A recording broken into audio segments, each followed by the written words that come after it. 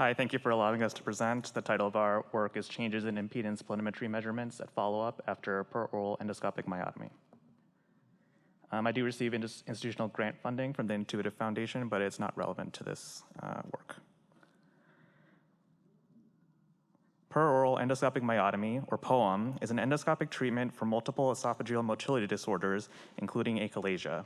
The intraoperative use of the functional lumen imaging probe, or FLIP, during POEM has been studied extensively. However, little data exists on whether FLIP measurements persist over time. The aim of the present study was to determine whether there were any significant changes in FLIP measurements when comparing those obtained immediately post-myotomy to those at EGD. We also wanted to assess whether FLIP measurements were associated with the development of reflux. A prospectively maintained database was analyzed for all patients undergoing POEM between July 2012 and May 2021. A total of 97 patients met our inclusion criteria. The cohort was 63 years of age, and 46% of patients were male. Preoperative Attaar score was 6.5. The median length of stay was 0 days, and most patients stopped narcotic medication on postoperative day 1. Postoperative Attaar score was 1.6. The average time between POEM and EGD was 15 months. Initial mean DI was 1.3 and was consistent with a tight lower esophageal sphincter. DI increased to a mean of 4.3 post-myotomy, representing a 3-fold increase in DI.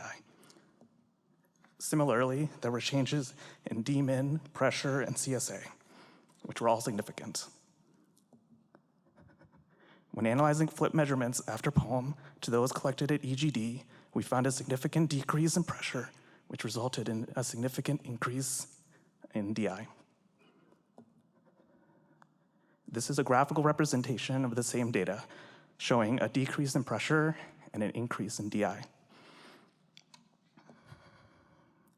We hypothesized that perhaps patients that had an increase in DI over time would be more susceptible to developing pathologic acid exposure. However, this was not the case.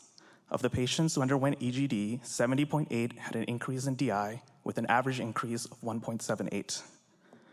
Moreover, 55% of patients had evidence of reflux esophagitis, and 81% met diagnostic criteria for reflux on esophageal pH monitoring. However, an increase in DI was not correlated with the development of esophagitis or abnormal acid exposure. In conclusion, we found that there were significant changes in FLIP measurements, including DI, in patients over time after POEM. These changes may possibly be due to esophageal remodeling. While more than 70% of patients had an increase in DI between post-myotomy to follow-up EGD, this is not associated with an increased likelihood of developing reflux. Thank you.